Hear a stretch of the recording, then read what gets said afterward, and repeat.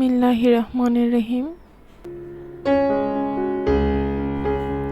জীবনে ওঠাপড়া থাকবে, সুখ দুঃখও থাকবে, তাই বলে পিছিয়ে যেতে নেই।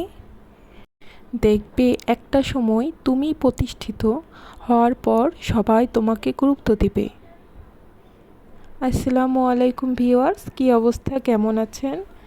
আশা রাখি সকলেই ভালো আছে নিজ নিজ অবস্থান থেকে, এবং আমিও আল্লাহ পাকের অশেষ রহমতে আমি আমার অবস্থান থেকে ভালোই আছি। গতকালে যে ঝড় আর বৃষ্টি, তাতে আমার তো মনে হয় না যে সকল আপুরা ভালো আছে। জানি না কোন কোন আপুর বা কার কার পরিবারে কি কি ক্ষতি হয়েছে, কিন্তু আশা রাখি সকলেই ভালো আছেন এবং নিরাপদে আছেন।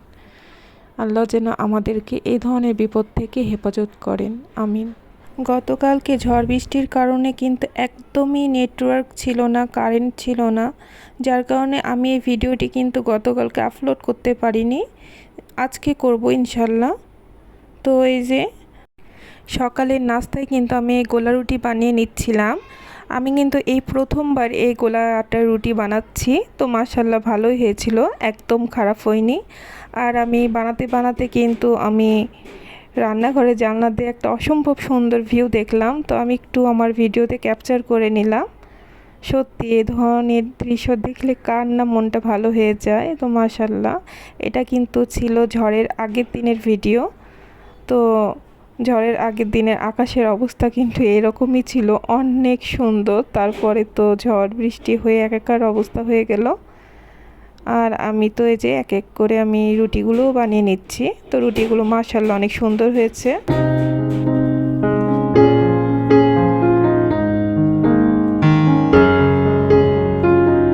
এখানে আমি বেশ কয়েকটা রুটি বানাইছি, প্রথম বানালাম তাই বেশি বানাইনি, যে আমার মেয়েরা খাবে কি না বলতে পারছি না। তো যাই হোক, মোটামুটি ভালোই ছিল। আমি তো চা দিয়ে খেয়ে নিয়েছি।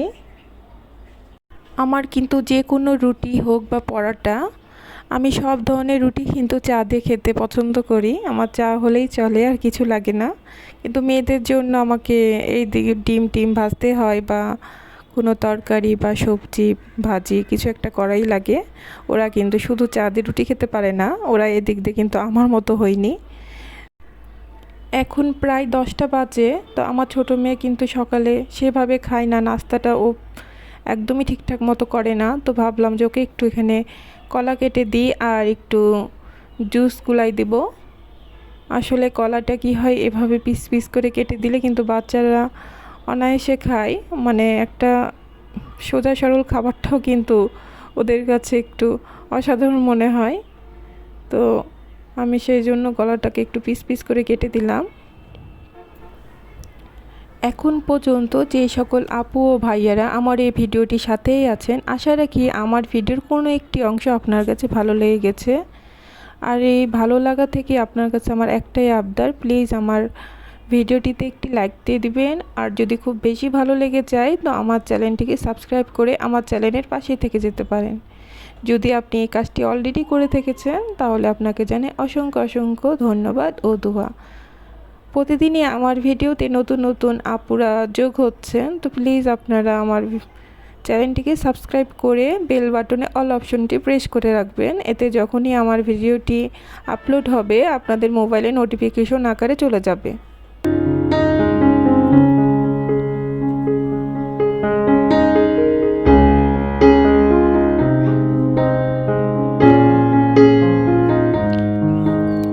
এই যে আমার ছোট মেয়েটাকে এখানে আমি খেতে দিয়ে দিলাম এই ছোট্ট টেবিলটাতে। তো সুন্দর করে পরিবেশন করে যদি বাচ্চাদেরকে খেতে দেওয়া যায়, তারা কিন্তু অনেক মনোযোগ সহকারে সে খাবারটা খেয়ে নেয়। আর দেখা যায় যে সাধারণভাবে কোনোভাবে কিছু দিলে তারা কিন্তু সহজেই খেতে চায় না। তা আমার এখন দুপুরে কিন্তু রান্নার পালা। এখন সব কিছু গুছিয়ে টুছিয়ে কুটা বাছা করে কিন্তু আমি রান্নার কাজে লেগে পড়েছি। প্রথমে আমি একটা সবজি রান্না করব, সব রকম সবজি একসাথে করে রান্না করে নিব।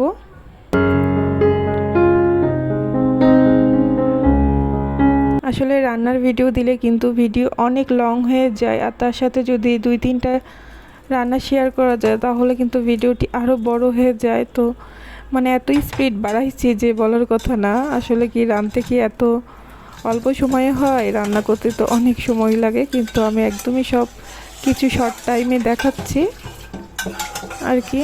সারাদিনে যা যা করলাম তাই আজকে আমি আপনাদের সাথে এই ভিডিওতে শেয়ার করছি।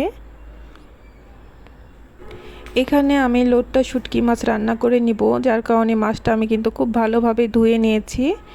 তারপরে কিন্তু আমি তেলে একটু ভেজে নিলাম, ভালো করে কিন্তু ভেজে নিয়েছি। তারপরে আমি মাছগুলো উঠিয়ে নিয়ে এখানে আমি মশলাটা কষায় নিচ্ছি। তার সাথে কিন্তু আমি একটা টমেটো দিয়েছি। তো এখনকার টমেটো কিন্তু একদম সিদ্ধ হতে চাই না, তো কি করব, ছন্নি দিয়ে একটু একটু করে কেটে কেটে দিচ্ছি।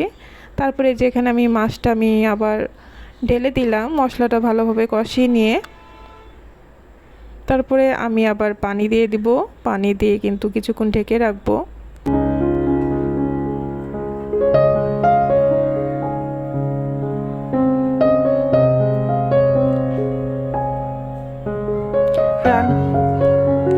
রান্নার কাজটা কিন্তু আমরা সব আপুরাই কম বেশি পারি। কেউ হয়তো বা খুব ভালো পারে, আবার কেউ হয়তো বা একটু কম পারে, কিন্তু পারে তো সবাই। কেননা আমাদেরকে সবাইকে খাওয়া লাগে, আর সংসার জীবনে রান্নাটাই তো হচ্ছে মেন মেয়েদের কাজ। এখানে আমি একটা সবজি, তার সাথে পটল ভর্তা আর এই যে শুটকি মাছ ভুনা করে নিয়েছি। তারপরে এই যে বিকালের পর্ব, বিকালের এবার খাওয়া দাওয়া কী হবে সে একটা সব মায়েরই টেনশন থাকে। তাই আজকে আমি নুডলস রান্না করেছি ছোটো মেয়ের পছন্দ মতো, আর বড় মেয়ের পছন্দ মতো। এখানে আমি লাচ্ছা ভিজাই নেব। আমার ছোটো মেয়ের কিন্তু লাচ্ছা খেতে পছন্দ করে না, ও আবার নুডলসটাই বেশি পছন্দ, তাই ওর জন্য আমি নুডলসটা রান্না করে নিয়েছি। আজকে সারাদিন কিন্তু রান্নাঘরের মধ্যেই ছিলাম, তাই আমি ঘর গোছানো বা বাকি কাজ কোনো কিছুই শেয়ার করিনি। আর সব কিছু শেয়ার করলে কিন্তু ভিডিওটা অনেক অনেক অনেক বেশি লং হয়ে যায়, আর এত লং ভিডিও কিন্তু আপনারাও দেখতে অনেক বিরক্ত বোধ করেন। তারপরেও আমার ভিডিওটা আজকের একটু আমার মতে একটু বড় হয়ে গেছে। তো আমি কিন্তু সব কাজ সেরে আজকে আমি ওভেন ক্যাবিনেটটা গুছিয়ে নিব আর আপনাদের সাথেও শেয়ার করব।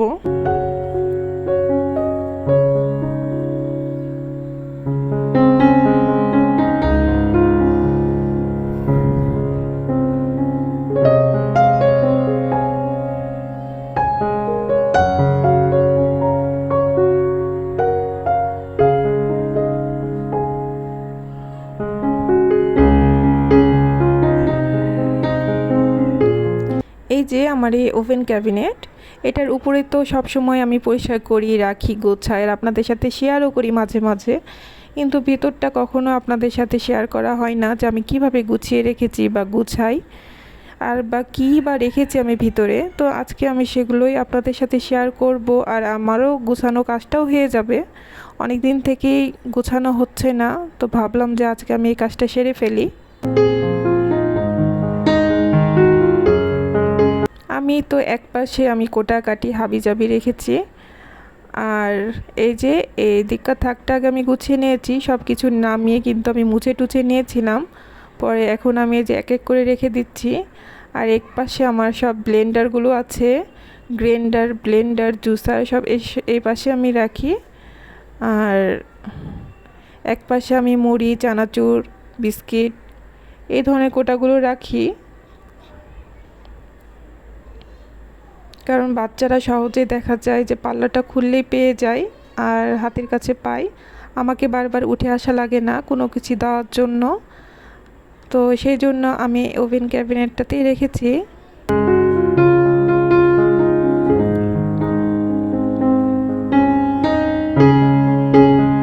আমার ওভেন ক্যাবিনেটটা চারটা থাকে, মানে এক পাশে দুইটা আরেক পাশে দুইটা, এভাবে চারটা থাক আছে। তো চারটা থাকে, আমি চার রকম জিনিস দিয়ে কিন্তু গুছাই রেখেছি। আর নিচে এই যে একটা আমার আয়রন আছে, তার সাথে একটা কেটলি পানি গরম করার।